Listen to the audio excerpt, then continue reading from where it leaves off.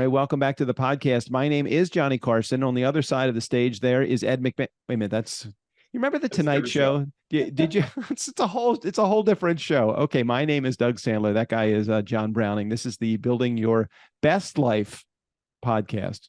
Actually, is it just officially called Building Your Life podcast? Shouldn't it be? Shouldn't it be Yeah, like Building Your Life podcast. fun and games with John and Doug? We should That's right. It's more like that. rename the podcast. So as you're listening to this right now, we are recording this on September 7th. Let's see, in Southern California, it is today 77, low humidity and beautiful outside. It's a day that while I was going to call in sick so that I could actually go out and ride in the convertible, I couldn't do that to John because he messed up. He missed me last week. He wasn't here. But Right. what's the weather doing in Florida? It's 91. I Yeah, can tell on my Apple Watch, I which we're see going to that. talk about Apple in a minute, but it's 91 degrees. It's ranging from 76 degrees this morning to 91. This is the high of the day, and the UV is a 9. Wow. I Very don't even have you have a UV meter on your wrist?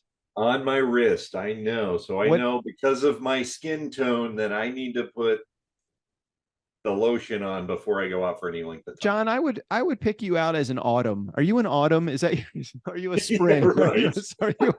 Are you a spring? I don't know what kind of makeup John wears, but he definitely has an autumn look about. No, you're actually more like spring. You do have that glowy kind of vibe to you. Yeah, just glow. That's right. Southern California, everybody is summer here. It's summer. Yeah. All right, so we're going to get into today's topic. I think one of the things that we were challenged with over the last few recording sessions is that we really didn't have a specific direction that we wanted to take the episode. But today you came up with this wonderful list of what does it actually mean to build your best life? What is your life in its best position actually worth? Very philosophical, John. Now, you have to relate that to financial planning. What did you mean when you sent me that topic?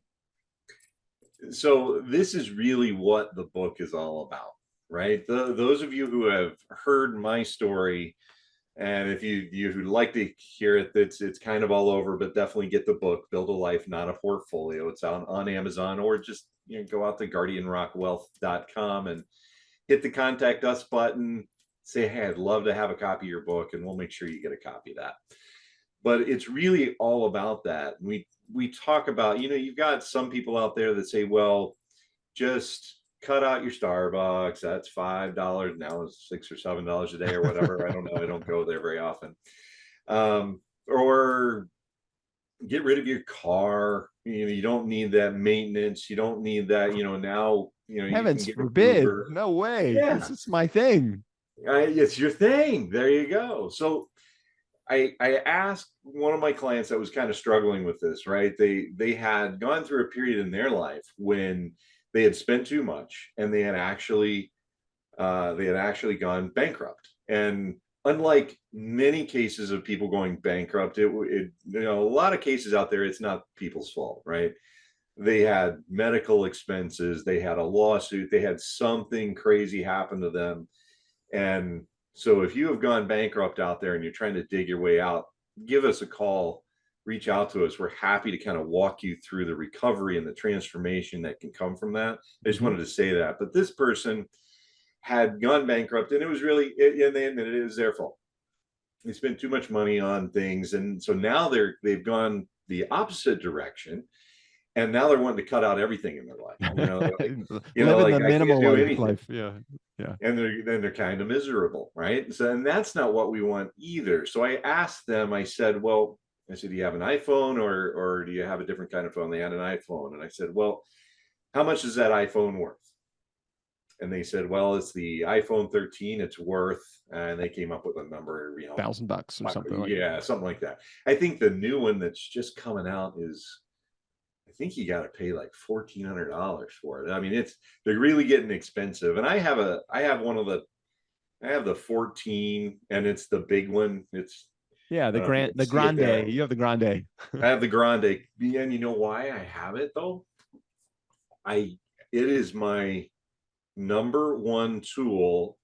Even if my laptop were to go down, my iPhone, I can conduct business, I can do personal stuff, I can kind of live, which is amazing to me, off of my iPhone. Yep. So I broke it one time. I had to That's get a a new one. horrible, horrible Oh yeah, feeling. it was like the end of the world. I had to get a new one like that day. Yep. I get it. I get it. I was so, but so what's that worth? It's not worth $1,400. It's not worth $1,500 to me. And when we really talked about it to this person I was talking about, it's worth way more than that. Way It gives more. way more value than the dollars that you spent. Correct. And so that's what we're talking about when we talk about building your best life as you define it, and not letting this guru on TV or YouTube tell you you shouldn't do that. You should feel guilty if you're doing this. Rather, do that calculation and that real value that it has to you. Be honest with yourself about what you can afford. That's kind of a given, right? But don't deny yourself, whether it's the joy of doing something that you love, going on vacation, whatever. Save for it, be smart about it. Maybe it's driving a particular car. I know with you, it's probably that. What is it, 69? 65 Mustangs, 67 Ford F-250. I love those. See, it's just fun, right? Yeah, It's a, for me, it's like they're modes of transportation, but they're my hobby also. I mean, I love getting my hands on it's a great way to step away from the computer and this and speaking of the iPhone, it's a great way to step away from any technology. There's not one computer in either one of my vehicles. So right. I love having them, but it is one of those things that I have to, as I get closer every day to retirement, I have to think about, all right, how much do I want to have these in my life? Are these financial drains? Is this something that is actually, making my life a better, talking about building your best life? It's not all about finance. It's about enjoying my life as I near retirement, as I in my current life, and as I get closer to retirement as well. Right. The only thing that we do ask people to go through the exercise of, and this really helps you balance out the what's it worth to you, is to take, whether it's a salary, you get paid salary or hourly or per job or whatever, take that. What do you have to do? How many hours do you have to work in order to have that thing or that experience that you want? Nothing says that anything is wrong. It just gets you to think about, how much work is it? How much time do I have to spend doing something that is quote unquote work in order to have that thing that I consider to be kind of my play? It's really interesting. As a guy that's self-employed for as many decades as I have, I don't know that I've ever spent a day working. I feel Well, like I love. I mean, I know that there's a lot of people that are, they're countdown to retirement. They're working it for the man, quote unquote, the man, and they're concerned about, geez, like how are they gonna afford retirement? And I always think, gosh, I hope I always get to do this because this is the most fun job that I could possibly have in my life. But I know I'm probably in the minority of people that are out there. I mean, that's again, that's another part of what the book Build a Life Not a Portfolio is all about. It kind of goes through my story, and it's not that I hated my job. I've always liked financial matters and doing the analysis and all of that. But I don't know anybody that likes doing that, 12 to 16 hours a day, and traveling around the country, weekly.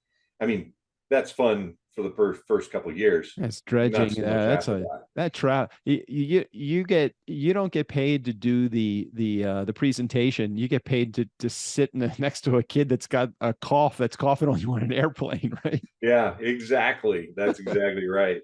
And somebody asked me this morning. Actually, I was at a meeting with a bunch of other business owners, and they asked me when I planned on retiring.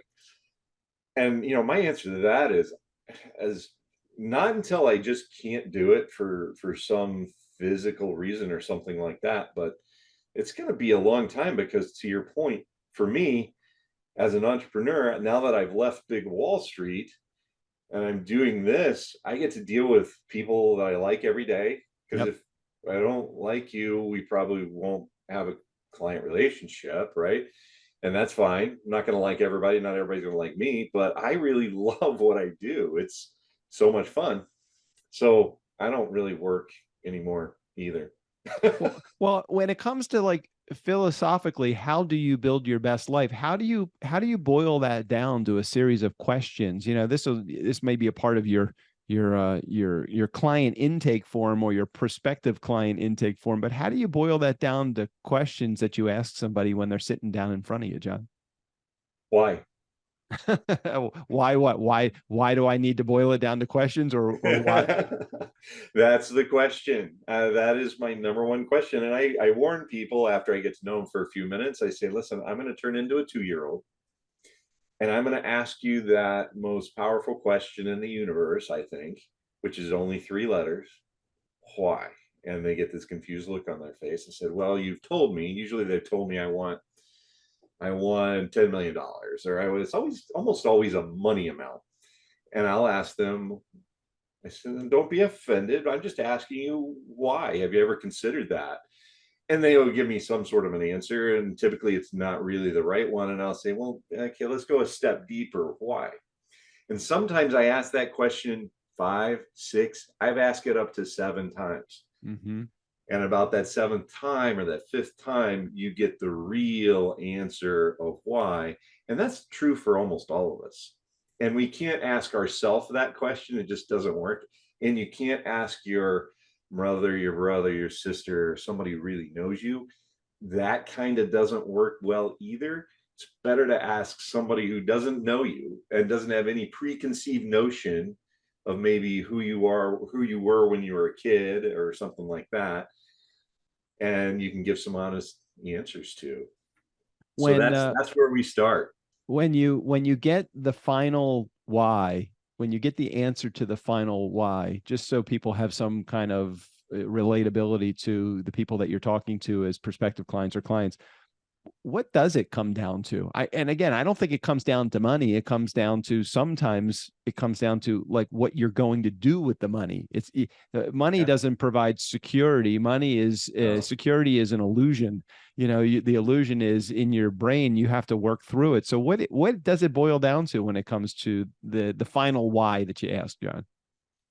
People want to have the financial resources to be able to do what they want with whom they want, where they want, how they want. Mm.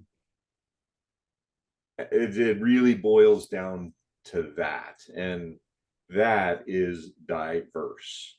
Do you sometimes have to offer a bit of reality into people's lives if the who, what, when, where, and hows of the whys come down to you, and it comes down to, well, you don't have, you're asking for gold while you have pennies saved. You've done no savings. You're hitting me at 65 years old. You have Yeah. $150 in your checking account. You have no savings and no retirement. How do you come down to sharing, hey, this is the reality of it? Can we get real for just a moment? Yeah, those are hard conversations, I would assume, that you have to have. Those are hard conversations. What I found is that most people in that situation don't don't call me, but when they do, they already know where they're at. Mm. And they're mainly just really, really afraid. And they're in a situation where they're not sure, they're feeling like they're gonna have to be on a street corner at some point.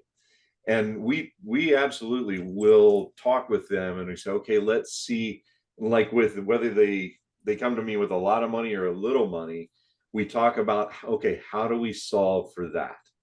Your biggest issue is you don't want to end up on the street corner. You only have 150 bucks in your bank account.